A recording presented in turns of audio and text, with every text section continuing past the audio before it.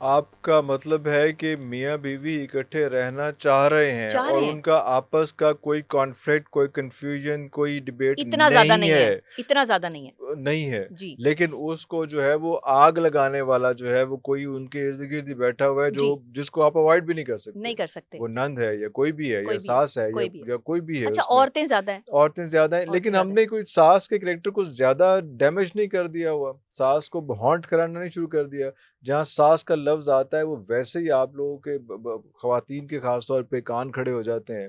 हालाँकि वो जो एक ख़ातून है जिसने अपनी बेटी को जो है वो ब्याह के भेज दिया है कहीं वो भी तो और सास है। किसी सास के पास भेज दिया है जी, और किसी की बेटी को अपने पास वो ले आई है। लेकिन वो दूसरी की सास से जो है वो अपनी बेटी की सास से उसको कह रही है कि प्रोटेक्ट करना हुँ, और अपने पास जो है जो अपनी सिचुएशन चल रही है किसी की बच्ची को लाई हुई है उसके साथ जो मर्जी वो जो करे। मर्ज़ी करें। देखें, ये यही तज़ाद है, हम्म रिश्तों का हम्म तज़ाद कहते हम्म हैं इसको। हम्म। ये रिश्तों का तज़ाद जब तक हमारे माशरे से ख़त्म नहीं होगा, हम ठीक नहीं होंगे। कैसे? ये अपनी दिमाग पे काम करना पड़ेगा, अपनी तरबियत पे काम करना पड़ेगा, दूसरे तालीम पे काम करना तालीम पड़ेगा। पे काम करना उसकी पड़ेगा। वजह क्या है? देखिए, जाहिलों का तरीक़ेकार ये होता है कि जब उनकी दलीलें नहीं ना चलती, हाँ। तो वो शोर मचाते हैं। हम्म। हमारे यहाँ मेजॉरिटी लोग जाहिल हैं।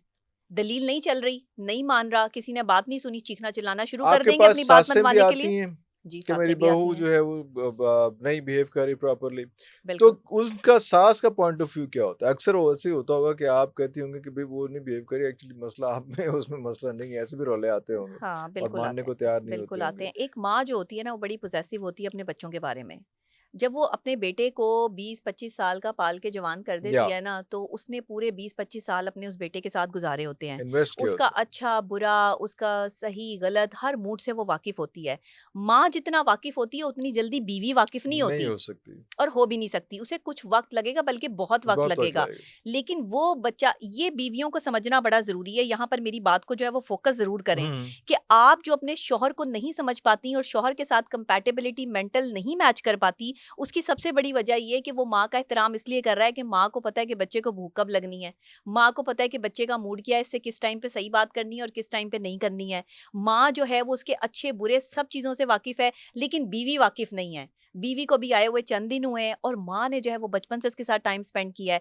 तो यहाँ पर ना औरत के मायने को समझना बड़ा मुश्किल है।